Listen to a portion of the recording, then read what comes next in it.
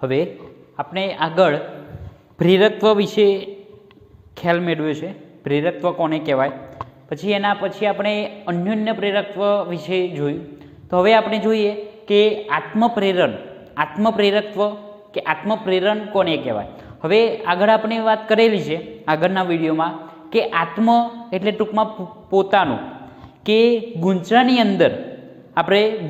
અંદર પ્રવાહ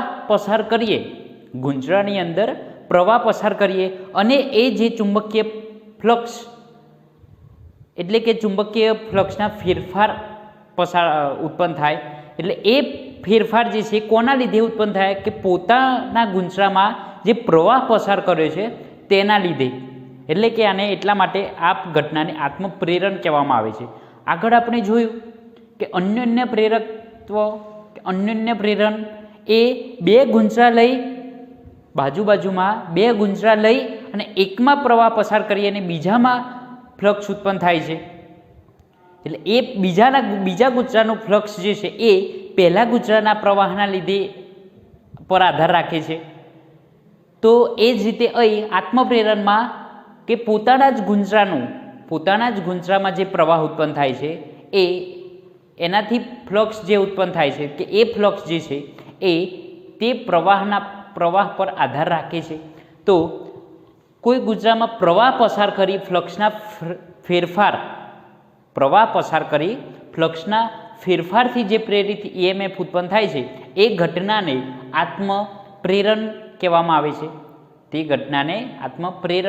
આવે છે. તો એ જે ફ્લક્સ ઉત્પન્ન થાય છે, હવે જો આટાઓની સંખ્યા n હોય તો કુલ ફ્લક્સ શું થાય? n phi થાય. કુલ ફ્લક્સ શું થશે કે n phi.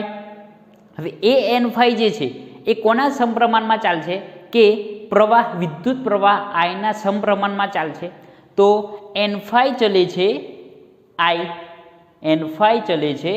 I, અને આ જે ચલે છે કાઢીએ અને જે અચળાંક લેવામાં આવે છે એને n phi બરાબર L I, કે જે L જે છે એને કહેવામાં આવે છે આત્મપ્રેરકત્વ.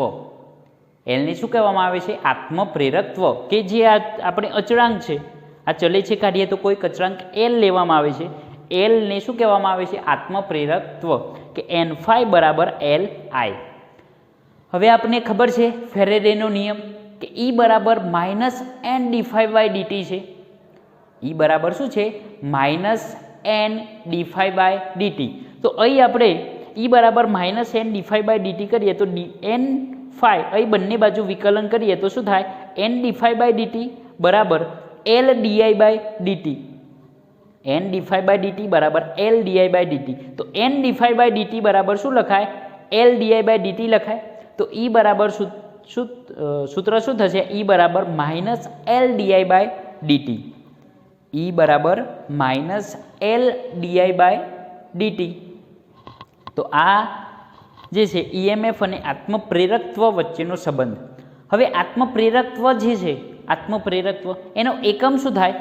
તો L બરાબર શું થશે? E ભાગ્યા di/dt. એ તમારે આગળ લખવાનું કે L બરાબર E ભાગ્યા di/dt. તો E નો એકમ ભાગ્યા di/dt નો એકમ. તો E નો એકમ એટલે વોલ્ટ અને di/dt નો એકમ શું થાય? એમ્પિયર પ્રતિ સેકન્ડ. તો આત્મપ્રેરકત્વનો એકમ શું થશે? વોલ્ટ સેકન્ડ પ્રતિ એમ્પિયર. બીજું આના પરથી L બરાબર n phi/I છે, તો આનો એકમ છે વેબર અને આનો I નો એકમ એમ્પિયર. તો વેબર પ્રતિ એમ્પિયર. અને બીજું આ જે છે એ હેનરી નામના વૈજ્ઞાનિકે શોધ્યું હતું, એટલે એની યાદમાં એક એકમ છે હેનરી. શું છે એક એકમ? હેનરી. આગળ આપણે પ્રેરકત્વમાં જોયું છે. તો આત્મપ્રેરકત્વ, અન્યોન્ય પ્રેરકત્વ કે પ્રેરકત્વ એ બધાનો એકમ જે છે એ હેનરી, વોલ્ટ સેકન્ડ પ્રતિ એમ્પિયર કે વેબર પ્રતિ એમ્પિયર લખી શકાય. તો આ છે આત્મપ્રેરકત્વ. હવે આગળ આપણે અન્યોન્ય પ્રેરકત્વ માટે જે લાંબા સોલેનોઇડનું ઉદાહરણ લીધું છે, એવું જ આત્મપ્રેરકત્વ માટે આપણે લાંબા સોલેનોઇડનું ઉદાહરણ લઈ એનું આપણે સૂત્ર મેળવવું છે. તો લાંબા સોલેનોઇડ માટેનું આત્મપ્રેરકત્વનું આપણે સૂત્ર મેળવવું છે. તો લાંબા સોલેનોઇડ માટે જો ક્ષેત્રફળ એ હોય અને તેની લંબાઈ સોલેનોઇડની લંબાઈ ધારો કે L છે અને એકમ લંબાઈ દીઠ આટાઓની સંખ્યા જો n છે તો B બરાબર ચુંબકીય ક્ષેત્ર B બરાબર આગળ આવી ગયું છે કે B બરાબર સૂત્ર શું થાય μ0 ni. B બરાબર સૂત્ર શું થશે μ0 ni. હવે n5 તો n5 બરાબર શું છે Li છે, n5 બરાબર Li છે અને phi તો phi બરાબર શું છે B × A ફ્લક્સ phi બરાબર B × A છે તો n5 બરાબર શું થશે nBA. તો n એટલે nL, કારણ કે એકમ લંબાઈ દીઠ આટાઓની સંખ્યા જો n હોય તો L લંબાઈની આટાઓની સંખ્યા શું થાય nL થાય.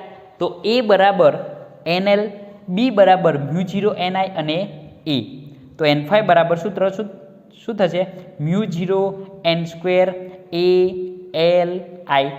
હવે L બરાબર n5/i છે, કારણ કે L બરાબર n5/i છે તો n5 બરાબર આ અને ભાગ્યા i તો i ઉડી ગયા.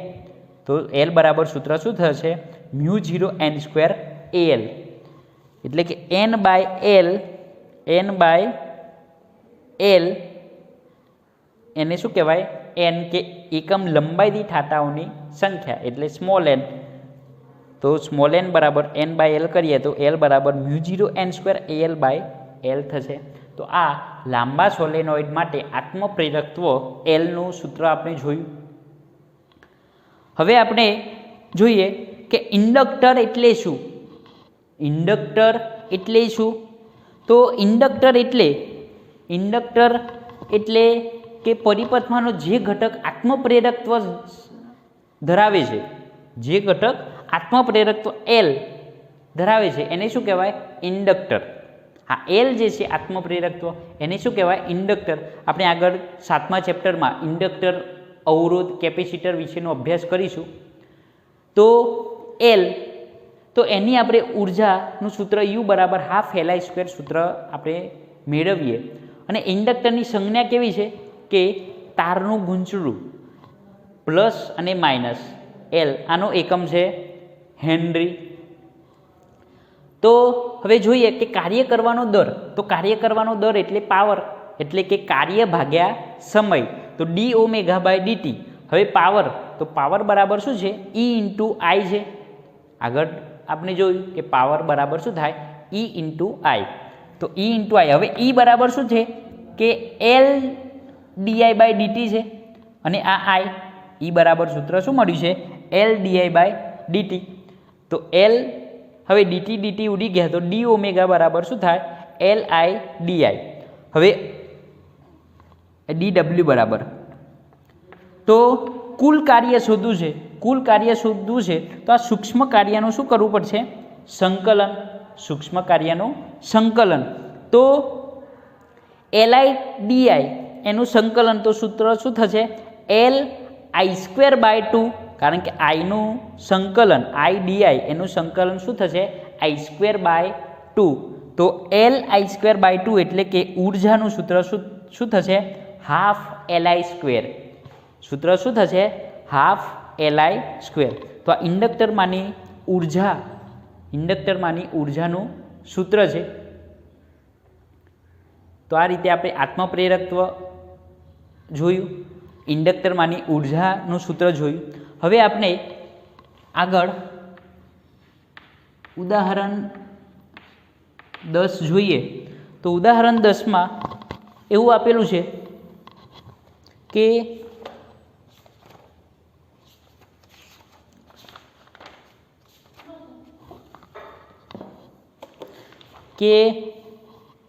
ક્ષેત્રફળ A, ચુંબકીય ક્ષેત્ર B અને લંબાઈ સોલેનોઇડના એડમાં પદમાં ચુંબકીય ઉર્જા માટેનું સૂત્ર મેળવો. તો કોના રૂપમાં કીધું છે A અને B ના રૂપમાં. A અને B. હવે ઉર્જા, તો ઉર્જાનું સૂત્ર આપણે ½ Li² મેળવ્યું છે. ½ Li² આપણે ઉર્જાનું સૂત્ર મેળવ્યું છે. હવે ½ L, તો સોલેનોઇડ માટે કીધેલું છે. તો સોલેનોઇડ માટે એલ શું છે? μ0n² al છે. સોલેનોઇડ એલ માટે શું છે? સોલેનોઇડ માટે એલ μ0n² al. તો μ0n² al. હવે આઈ, તો આઈ બરાબર બી બરાબર સૂત્ર શું છે? તો બી બરાબર સૂત્ર છે μ0ni. બી બરાબર સૂત્ર શું છે? μ0ni.